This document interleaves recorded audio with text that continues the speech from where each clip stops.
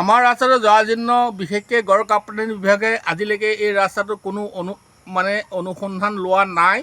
গতিকতে আমাৰ ল'ৰা ছোৱালী স্কুল এইখিনিতে তিনিখনকৈ আছে।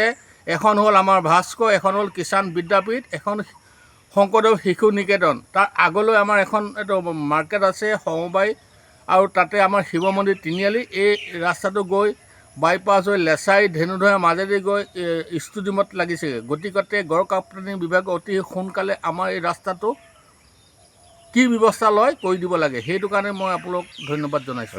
ৰ'ব দাদা, বৰষুণ দিলে আপোনালোকৰ কেনেকুৱা অৱস্থা? আমাৰ বৰষুণ দিলে আমাৰ ৰাস্তাত এআঁঠু পানী। আমাৰ ল'ৰা ছোৱালীক আমি আনিবলৈ দিগদাৰ হয়, আৰু অভিভাৱকে ল'ৰা ছোৱালীকেইটাক আনি থৈ যাবহি লাগিব। গতিকতে গড় কাপ্তানি বিভাগে অতি সহজে আমাক যেন ৰাস্তাটো কিবা এটা সুবিধা কৰি দিয়ে। এই ৰাস্তাটো একেবাৰে অনীহা প্ৰকাশ কৰিছে যেন পাইছোঁ, কাৰণ আজি বিগত 3 বছৰমানৰ পৰাই ভগা এই ৰাস্তাটো, কিন্তু কোনো ৰিপেয়াৰিঙো নাই, কোনো হেৰিও নাই। গতিকে ৰাইজৰ বহুত অসুবিধা হৈছে বুলি আমি ভাবোঁ, আৰু আমি নিজেও অসুবিধা পাই আছোঁ এই ৰাস্তাটোৰ ওপৰত। ইয়াৰ পৰা আপুনি গড় কাপ্তানি বিভাগলৈ আবেদন কৰিবনে? নিশ্চয় চৰকাৰে আৰু বিভাগীয় কৰ্তৃপক্ষই এই ৰাস্তাটোৰ ওপৰত দৃষ্টিগোচৰ কৰিলে আমি ৰাইজ সুখী হ'ব। আচলতে আমাৰ এইটো নৰা খেনচোৱা পথ। এই ৰাস্তাটো আজি বিগত প্ৰায় 5 বছৰ ধৰি আমাৰ পূৰ্বৰ যি MLA আছিলে ভৰত নৰহ ডাঙৰীয়া, এই ভৰত নৰহ ডাঙৰীয়াই আমাৰ সমষ্টিটোত এটা দিনো ভুমুকি নামাৰিলে।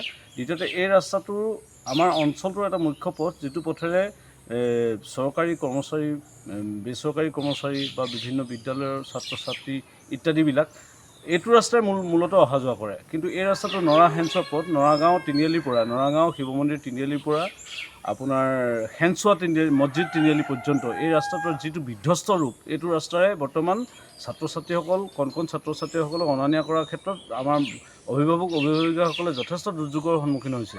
গতিকে আমি বিভিন্ন সময়ত প্ৰশাসনক বা আমাৰ জনপ্ৰতিনিধিসকলকো দাবী জনাই আহিছোঁ যদিও তেওঁলোকে এই ক্ষেত্ৰত কিন্তু নিৰ্বিকাৰ ভূমিকা গ্ৰহণ কৰা দেখা গৈছে।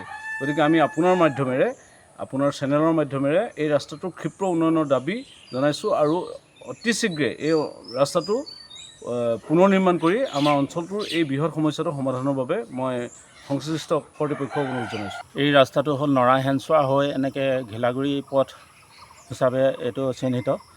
গতিকে লৈ ৰাস্তাটো একেবাৰে জৰাজীৰ্ণ, আপোনালোকে দেখিছেই। গোটেই খালত মানে পানী হৈছে। পানীৰ পৰা এইবোৰ সৰু সৰু ল'ৰা ছোৱালী স্কুলত যোৱাত বহুত অসুবিধা হৈছে, আৰু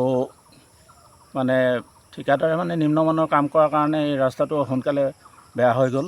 গতিকে লৈ এই ৰাস্তাটো সোনকালে মেৰামতি কৰিবৰ কাৰণে আমি চৰকাৰক অনুৰোধ জনাওঁ। গতিকে লৈ আপোনালোকৰ ফালৰ পৰাও ৰাস্তাটো সোনকালে যাতে নিৰ্মাণ হয়, তাৰ প্ৰতি আমি বিনম্ৰভাৱে গাঁৱৰ ৰাইজে আমি অনুৰোধ জনাইছোঁ।